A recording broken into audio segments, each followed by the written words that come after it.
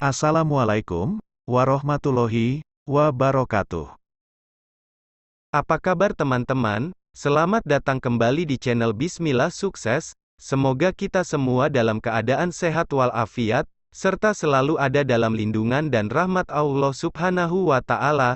Pada kesempatan kali ini saya akan berbagi kisah tentang seorang sahabat Rasulullah yang menggali kuburannya sendiri. Dia bernama Abu Sufyan bin Harits. Abu Sufyan bin Harits adalah sepupu Rasulullah Shallallahu Alaihi Wasallam, yang ayahnya bernama Al-Harits, yang merupakan seseorang yang masih satu keturunan dengan ayah Nabi Muhammad Shallallahu Alaihi Wasallam, yakni Abdullah dalam keturunan Abdul Muthalib. Beliau merupakan saudara sepersusuan dengan Nabi Muhammad, yang disusui oleh Halimah As-Sadiyah, karena usianya tidak berbeda jauh dengan Nabi Muhammad Shallallahu Alaihi Wasallam. Abu Sufyan merupakan seorang penunggang kuda yang handal dari kalangan Quraisy. Dia juga merupakan seorang penyair yang hebat ketika masa zaman jahiliyah, atau zaman di mana Nabi Muhammad belum menjadi nabi. Abu Sufyan ini adalah orang yang paling dekat dengan Rasulullah, sehingga Rasulullah sempat mengira bahwa Abu Sufyan adalah orang pertama yang akan menerima dan membenarkan dakwah Nabi Muhammad Shallallahu Alaihi Wasallam. Akan tetapi, perkiraan Rasulullah itu ternyata salah, karena ketika Nabi Muhammad memulai dakwahnya, benih kebencian yang mendalam justru tumbuh dalam jiwa Abu Sufyan Al-Harits terhadap Rasulullah Shallallahu Alaihi Wasallam. Akhirnya, kedekatan dan persahabatan mereka berganti menjadi permusuhan. Selama kurang lebih 20 tahun, kebencian itu bersarang di dalam diri Abu Sufyan Al-Harits. Hancurlah hubungan baik mereka, karena kebencian yang semakin tumbuh di dalam hati Abu Sufyan. Sebagai seorang penyair yang hebat, Abu Sufyan menggunakan ujung pedang dan lisannya untuk memerangi Rasulullah dan memusuhi dakwahnya. Abu Sufyan mencela Rasulullah, dan tidak segan berkata hal buruk kepada Rasulullah. Dia juga menakut-nakuti kaum muslimin, dan memberi rencana untuk menyiksa kaum muslimin, sebagai pengikut Rasulullah Shallallahu Alaihi Wasallam.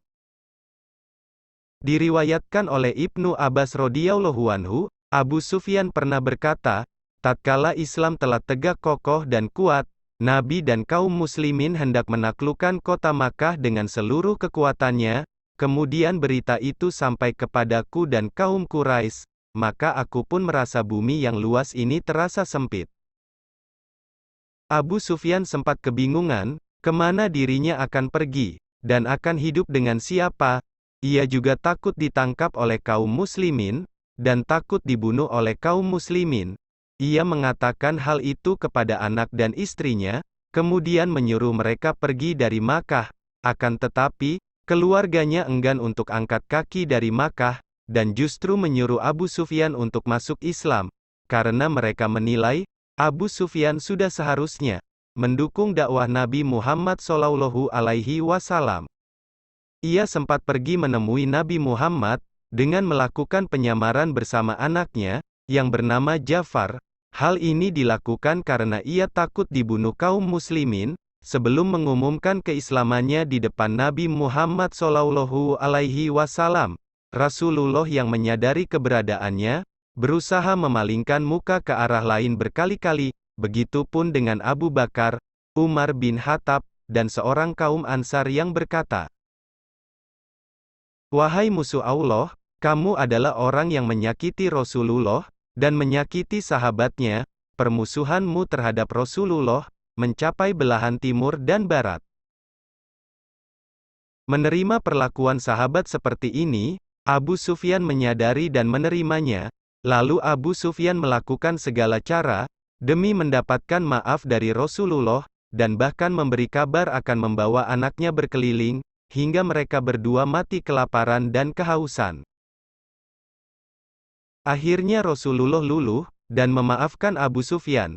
Meskipun sudah dimaafkan dan dibiarkan masuk ke dalam barisan muslimin, Abu Sufyan belum merasa sepenuhnya dimaafkan, hingga datang masa Perang Hunain terjadi.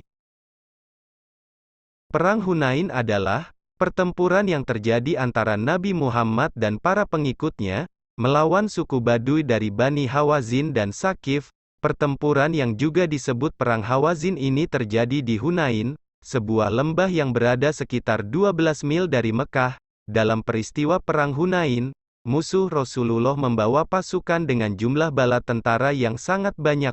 Mereka adalah pasukan pembunuh kaum muslimin.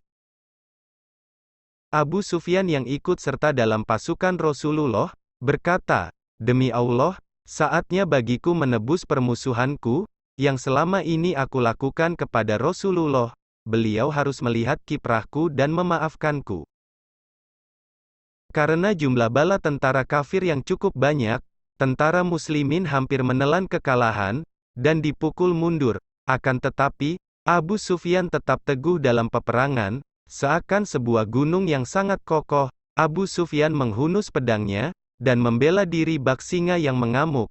Saat itu juga Abu Sufyan turun dari kudanya, dan Allah mengetahui, bahwa dirinya ingin mati demi membela Rasulullah. Rasulullah sempat kebingungan, dan bertanya kepada Abbas bin Abdul Muthalib, "Siapakah dia?" Lalu dijawab, "Dia adalah saudara sepupumu, tolonglah maafkan dia ya Rasulullah." Akhirnya Rasulullah memaafkannya, dan membuat Abu Sufyan sangat bahagia, hingga mencium kaki Rasulullah.